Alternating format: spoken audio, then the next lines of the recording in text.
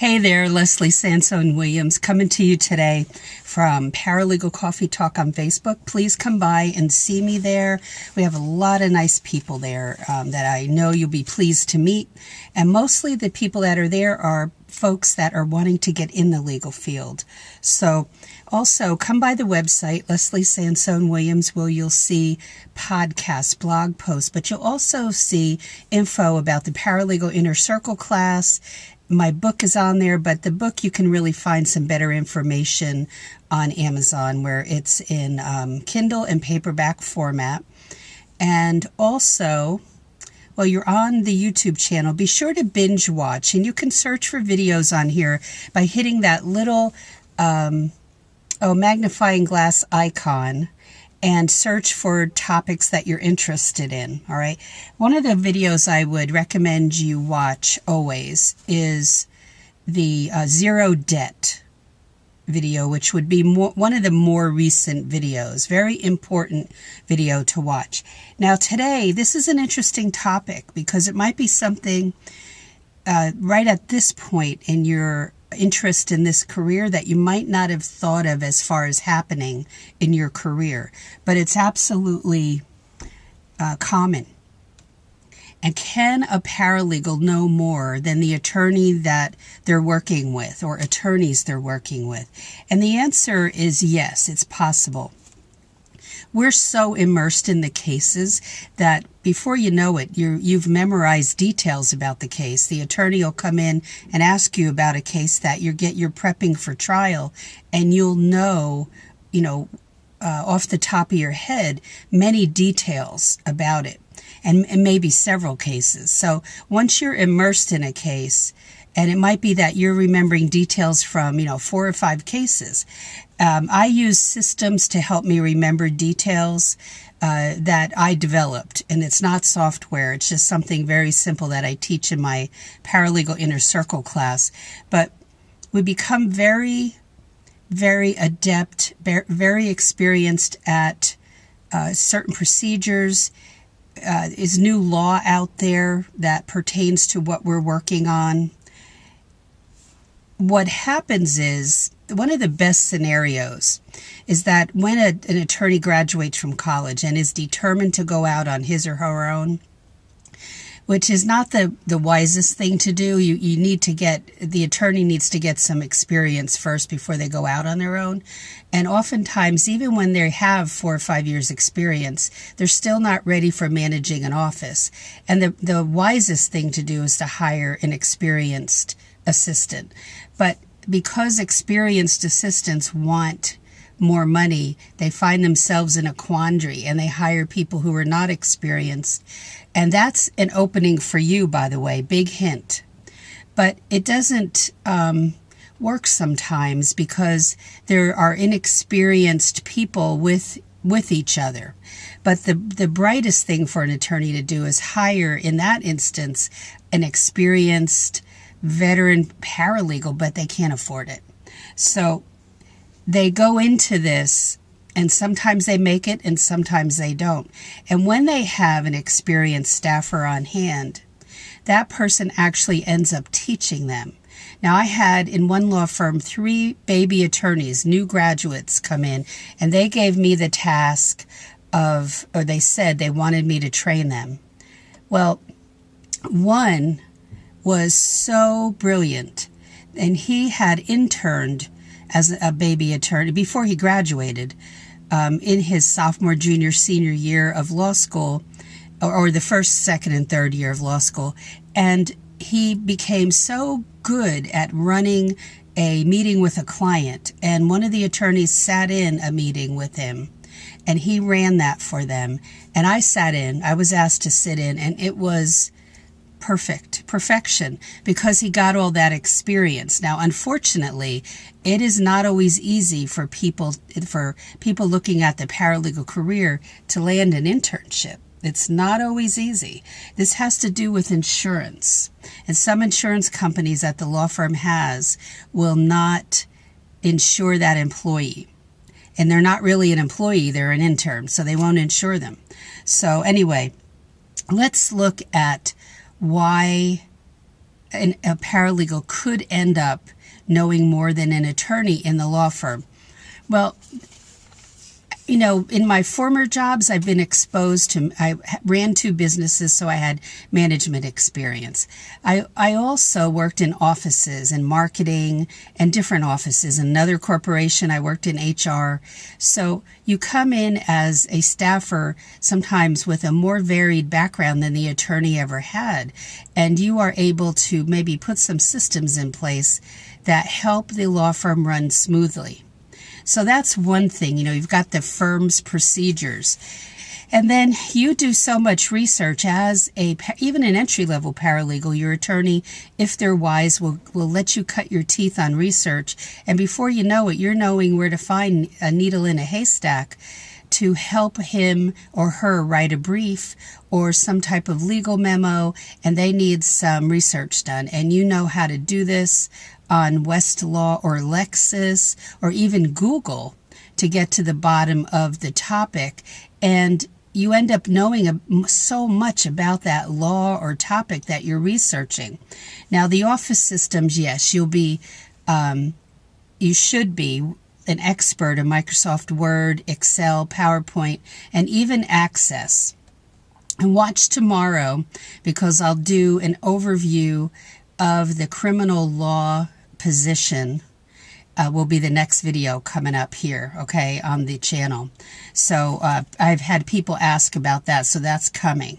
Now, your documents, you'll have more understanding about where everything is on the computer. And unless the attorney is really looking at that and into it.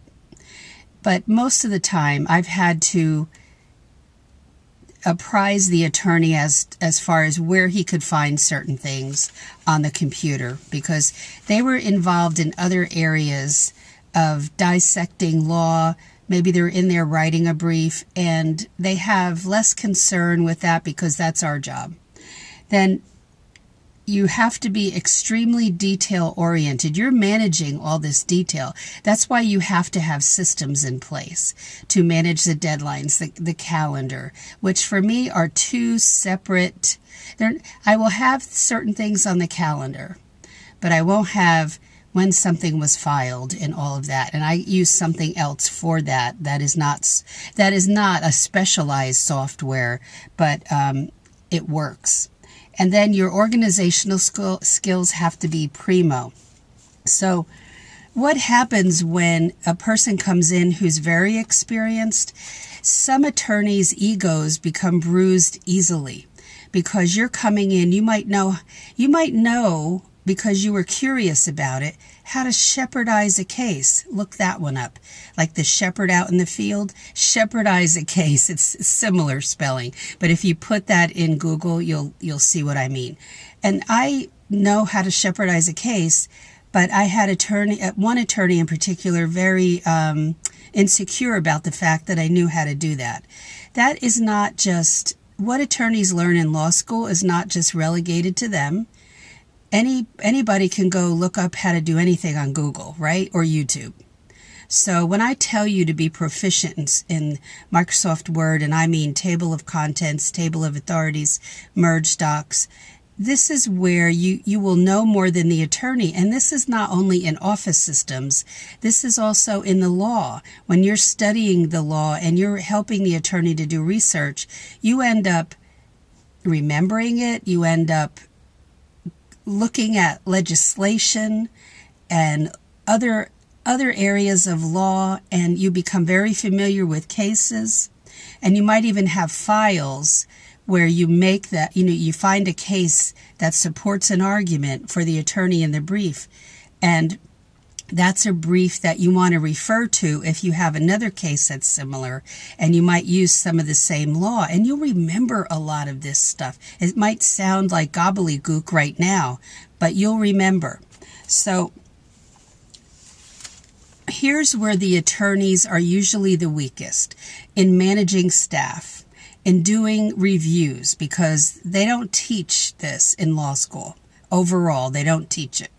And unless they've worked in another area, they won't know how to do it, and they don't do it well. And not everybody in corporations does it well either. managing the workload is tough, and that's where the paralegal has to be an excellent manager of workload, of the files, of a to-do list. Those systems have to be in place in order for you to just have that office humming. Then doing billable hours. You might be required to do billable hours or not, but you will know how to put that data in there. The attorney doesn't sit down. Usually, that's a waste of their time to sit down and input their hours, but they may want to do that. But it has to be worded in a certain way, depending on who. If you're working for an insurance company, they have certain ways to word it. So the paralegal ends up knowing more about that. And a secure attorney, one whose ego is intact and is healthy, will not be threatened by a paralegal learning more than he or she knows, okay? And then some attorneys insist on micromanaging and not letting their staffers fly, even after trust is built, because it's their license that's on the line. And smart attorneys understand that that's serious. And so they should be having with you weekly meetings so you can bring them up to speed as to where you are with your work and how the cases are being managed and how everything is progressing. And telephone calls should be documented with the clients on the computer and dated and the time stamp instead of all these little phone messages flying around, so that the attorney can go into the computer at any time and see where each case is. So those type of systems in place are smart. But we as the staff have to do all that. And because we do all that, we end up knowing more about the progression of the case, the status, and sometimes where the case is. And even if an attorney thinks this is going to trial, some attorneys don't cram for the trial, don't get ready for the trial until 2 or 3 days before. Others couldn't bear to do that. But I've worked with many attorneys who cram at the end because it's fresh in their mind 2 or 3 days before they have to go to trial. But you as the paralegal are instrumental in understanding and remembering the details, but I wouldn't trust your memory. I would make sure you use a system to track details of a case. And in my class, I talk about that, okay? So that is it for today. I wanted to talk about what happens. It gives you a lot of insight into what occurs within the law firm. And because you have to be ultra proficient in the office, and that makes you a valuable asset to the attorney, even if you know more. So that is it for today. Thanks for being here. Don't forget, check out the website. I'll put links below. But look at the podcasts on the website, the blog posts. There'll be more coming. And look at the class. There's a wait list for my class. It's going to launch this month again.